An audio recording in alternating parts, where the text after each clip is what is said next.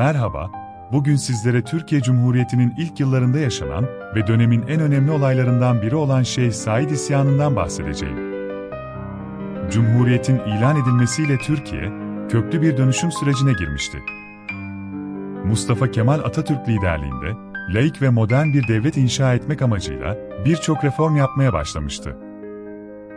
Bu reformlar arasında halifeliğin kaldırılması, Tevhidli Tedrisat Kanunu'nun çıkarılması ve medreselerin kapatılması gibi toplumun farklı kesimlerinde çeşitli tepkilere yol açan adımlar vardı.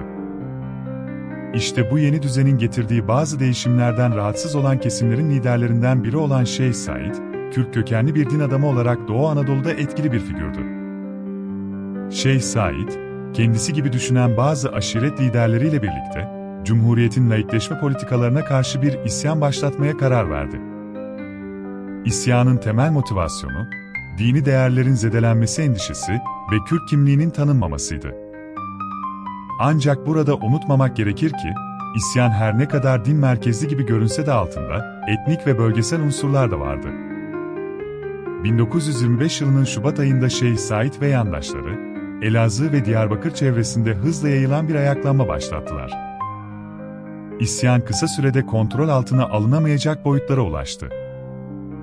Hükümet bu duruma sert bir tepki göstererek Takrıcı Sükun Kanunu çıkardı ve isyanı bastırmak için bölgeye geniş bir askeri güç gönderdi.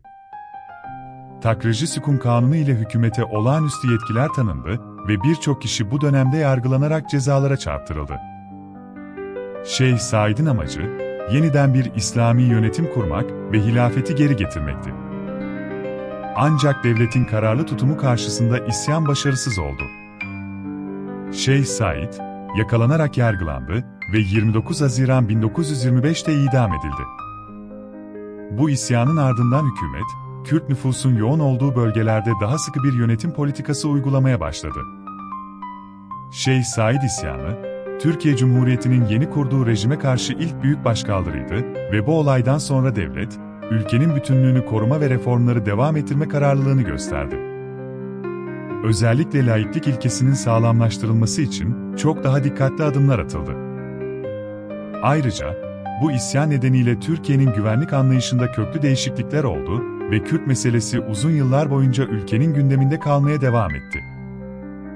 Bu noktada, Şeyh Said isyanının sonuçlarının, sadece bir isyanın bastırılmasından ibaret olmadığını vurgulamak önemlidir. İsyan sonrasında Kürt kimliği ve hakları konusunda baskıcı bir politika izlenmeye başlandı. Bu durum, gelecekteki bazı sorunların ve gerilimlerin temelini oluşturdu. Sonuç olarak, Şeyh Said isyanı, Cumhuriyet'in ilk yıllarında laik ve modern bir devlet kurma çabasındaki Türkiye'nin karşılaştığı en büyük meydan okumalardan biri olmuştur. Bu isyan, hem devletin gelecekteki güvenlik politikalarına hem de toplumsal yapıya dair önemli dersler bırakmıştır. Türkiye Cumhuriyeti, isyanı bastırmak suretiyle iç bütünlüğünü koruma konusunda kararlılığını gösterirken, bir yandan da modernleşme sürecini devam ettirme konusunda zorluklarla mücadele etmek zorunda kalmıştır. Yeni içerikler için abone olup bizi takip etmeyi unutmayın.